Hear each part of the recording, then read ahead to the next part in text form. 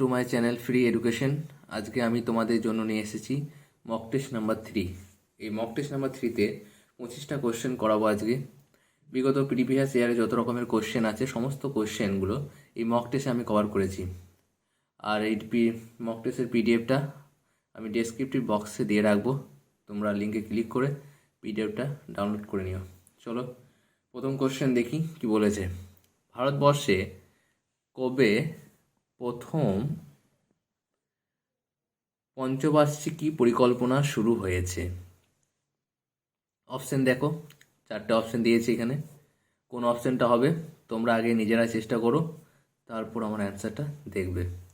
তাহলে এখানে উত্তরটা হবে অপশন নাম্বার সি। 1951 সালে প্রথম পঞ্চবার্ষিকী পরিকল্পনা স্টার্ট হয়েছিল। চলো second number question. Pandit Jawaharlal নেহেরুর সভাপতিত্ব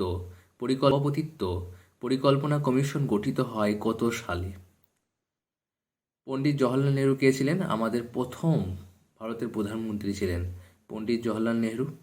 আর পরিকল্পনা কমিশনের সভাপতিত্ব সবসময় প্রধানমন্ত্রীই করেন। এখন যিনি বর্তমানে প্রধানমন্ত্রী আছেন তিনি এখন পরিকল্পনা কমিশনের সভাপতিত্ব করেন, তিনি আছেন কে? নরেন্দ্র মোদী।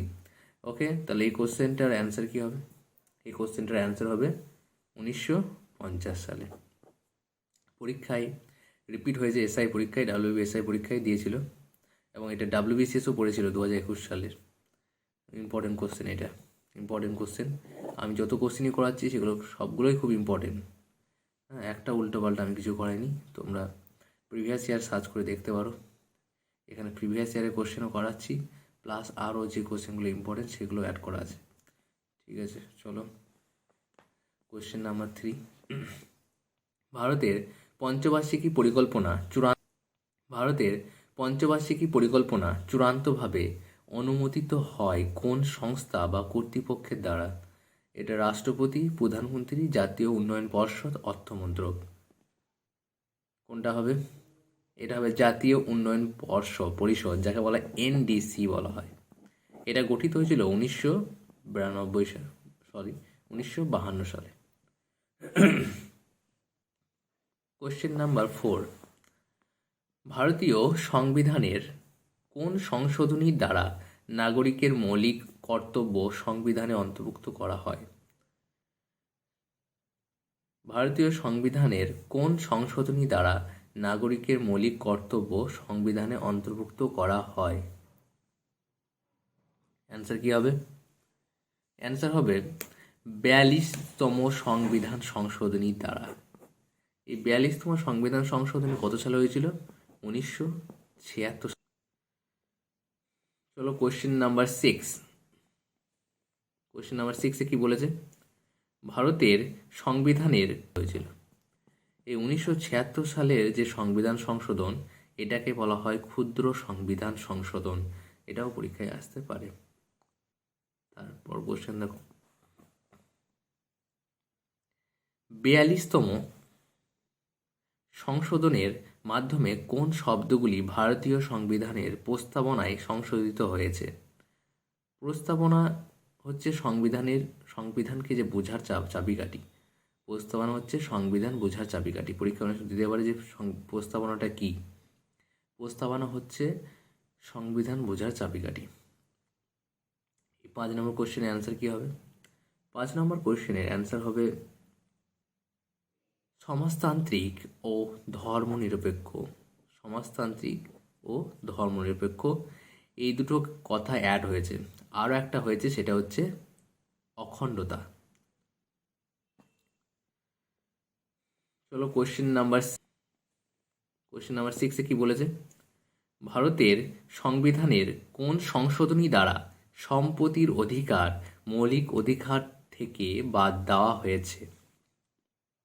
আগে সম্পত্তির অধিকারটা কিন্তু মৌলিক অধিকার ছিল, কিন্তু অনেক সমস্যার জন্য এই সম্পত্তির অধিকারটাকে মৌলিক অধিকার থেকে বাদ দেওয়া হয়েছে। বাদ দিয়েছিলেন মোরারজি দেশাই। কত সালে বাদ দিয়েছিলেন? এটা 44তম সংবিধান সংশোধনীর মাধ্যমে 1978 সালে এটা হয়েছিল। এর মাধ্যমে মোরারজি দেশাই এই সম্পত্তির অধিকারকে মৌলিক অধিকার থেকে বাদ দিয়েছিলেন। ওকে, চলো কোশ্চেন নাম্বার 7।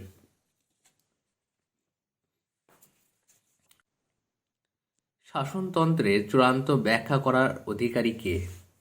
শাসনতন্ত্রের চূড়ান্ত ব্যাখ্যা করার অধিকারী কে? অপশন দেখো, নিজেরা করার চেষ্টা করো উত্তরটা, তারপরে আমার অ্যান্সারটা দেখবে। চলো বলো কি হতে পারে। অপশন দেখো, অ্যান্সার করো। শাসনতন্ত্রের চূড়ান্ত ব্যাখ্যা করার অধিকারী কে? উত্তরটা হচ্ছে সুপ্রিম কোর্ট। পরীক্ষা অনেক সময় দেয় সুপ্রিম কোর্ট কত সালে প্রতিষ্ঠিত হয়েছে। সুপ্রিম কোর্ট প্রতিষ্ঠিত হয়েছে 1950 সালে। তারপর সুপ্রিম কোর্টের প্রধান বিচারপতি কে নিযুক্ত করেন? সুপ্রিম কোর্টের প্রধান বিচারপতিকে কে নিযুক্ত করেন? চারটে অপশন দেওয়া আছে, কোনটা হতে পারে? অপশন হবে অপশন নাম্বার সি, রাষ্ট্রপতি। সুপ্রিম কোর্ট ও হাইকোর্টে রাষ্ট্রপতি সুপ্রিম কোর্ট ও হাইকোর্টের বিচারপতিদের সঙ্গে আলোচনা করে সুপ্রিম কোর্টের প্রধান বিচারপতিকে নিযুক্ত করেন। চলো কোশ্চেন নাম্বার 9। ভারতে ন্যাশনাল গ্রিন ট্রাইব্যুনাল প্রতিষ্ঠিত হয় কত সালে? কত সালে? এটা হচ্ছে উত্তর হচ্ছে 2010 সালে। ভারতের যুক্তরাষ্ট্রীয় বিচারালয় গঠিত হয়েছিল কোন সালের আইনে? অপশন দেখো কোনটা হবে। এটা হবে অপশন নাম্বার এ, 1935 সালে। সর্বাপেক্ষা কম সালোক সংশ্লেষ হয় কোন রঙে? এখানে আলোতে। সেটা হচ্ছে কোনটায় সালোক সংশ্লেষ সবচেয়ে কম হয় কোন আলোতে? সেটা হচ্ছে সবুজ আলোতে। সবুজ সবুজ আলোতে সালোক সংশ্লেষ খুব কম হয়। তারপর কোশ্চেন নাম্বার 12। কোন উদ্ভিদের শস্য অ্যান্ডোস্পার্ম থেকে তেল পাওয়া যায়? কোশ্চেনটা ইম্পর্টেন্ট। উত্তর কি হবে? উত্তর হচ্ছে কোশ্চেন এখানে উত্তরটা হচ্ছে এ, নারকেল। নারকেলের অ্যান্ডোস্পার্ম থেকে তেল পাওয়া যায়। চলো কোশ্চেন নাম্বার 13 দেখি। লবঙ্গ আরোহণ করা হয় যে অংশ থেকে তা হলো মূল কাণ্ড, পাতা, ফুল, মুকুল। কোনটা হবে? লবঙ্গ আরোহণ করা হয় সেটা হচ্ছে মুকুল থেকে। কোন ফাইটোহরমোন সেন্সেস এর বার্ধক্যের জন্য দায়ী? সাইটোকাইনিন, অক্সিন, জিবরেলিন, ইথিলিন, এগুলো সব হরমোন। এখানে কোনটা হবে? হচ্ছে ইথিলিন। ইথিলিনকে গ্যাসীয় হরমোনও বলা হয়। এর সংক্ষেপটা অনেক সময় পরীক্ষায় দেয় CH2 ডাবল বন্ড H2C। নিম্নলিখিতগুলির মধ্যে কোনটি প্রাকৃতিক অক্সিন? প্রাকৃতিক অক্সিন কোনটা? এখানে NAA না IA না 2,4-D না IBA? অ্যান্সার কোনটা হবে? IAA। এটা হচ্ছে একটা প্রাকৃতিক অক্সিন। অক্সিন হচ্ছে দুর্বল জৈব যৌগ। অক্সিন কি করে? ফল পাকাতে সাহায্য করে। সরি অক্সিন বীজবিহীন ফল তৈরি করতে সাহায্য করে। 16 নম্বর। ভারত ও মায়ানমার এর মধ্যে কোন পর্বতশ্রেণী অবস্থিত? ভারত এবং মায়ানমারের মধ্যে কোন পর্বতশ্রেণী অবস্থিত? সেটা হচ্ছে লুসাই। লোকটাক হ্রদ কোন রাজ্যে অবস্থিত? লোকটাক হ্রদ কোন রাজ্যে অবস্থিত?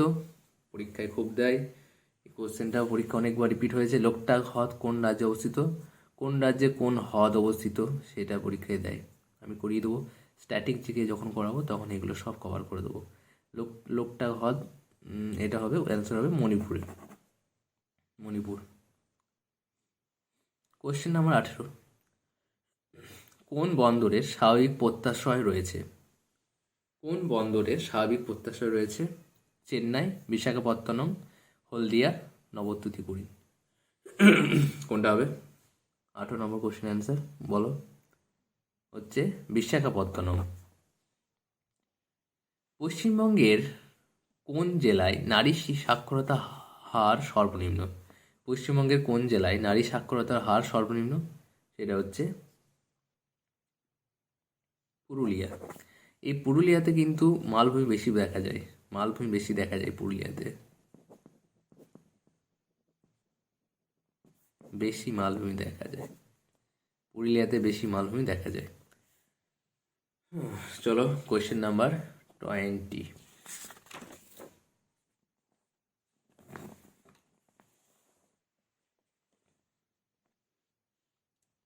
বিশ্বের সর্বোচ্চ সাহিত্য পুরস্কার কোনটি?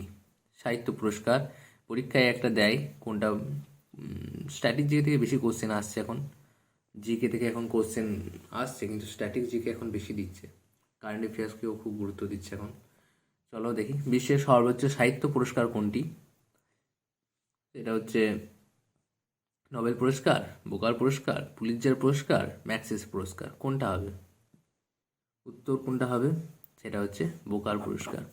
এই পুলিৎজার পুরস্কারটাও খুব ইম্পর্টেন্ট, এই পুলিৎজার পুরস্কারটা দেওয়া শুরু হয়েছিল 1917 সাল থেকে, সাহিত্যের জন্য দেওয়া হয় পুলিৎজার পুরস্কারটা। কিন্তু এখানে কি বলেছে? বিশ্বের সর্বোচ্চ, সর্বোচ্চ কথাটা বলেছে এখানে, সেটা হচ্ছে বুকার পুরস্কার। মাই মিউজিক মাই লাইফ কার রচনা?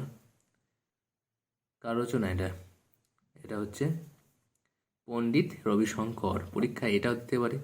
পণ্ডিত রবিশঙ্কর কিসের সাথে যুক্ত ছিলেন? তিনি যুক্ত ছিলেন সেতারের সঙ্গে। পণ্ডিত রবিশঙ্কর যুক্ত ছিলেন সেতারের সঙ্গে। তারপর নিম্নিত কোনটি থার্ড জেনারেশনের কম্পিউটার? পরীক্ষায় এই কোশ্চেনটা খুবই ইম্পর্টেন্ট, ভেরি ভেরি ইম্পর্টেন্ট। হ্যাঁ, নিম্নলিখিত কোনটি থার্ড জেনারেশনের computer? Integrated circuit, transistor, vacuum tube, microprocessor. Answer হচ্ছে এ, ইন্টিগ্রেটেড সার্কিট। তাহলে আমি বলে দিচ্ছি কোনটা ফার্স্ট, কোনটা থার্ড, কোনটা ফোর্থ। প্রথম হচ্ছে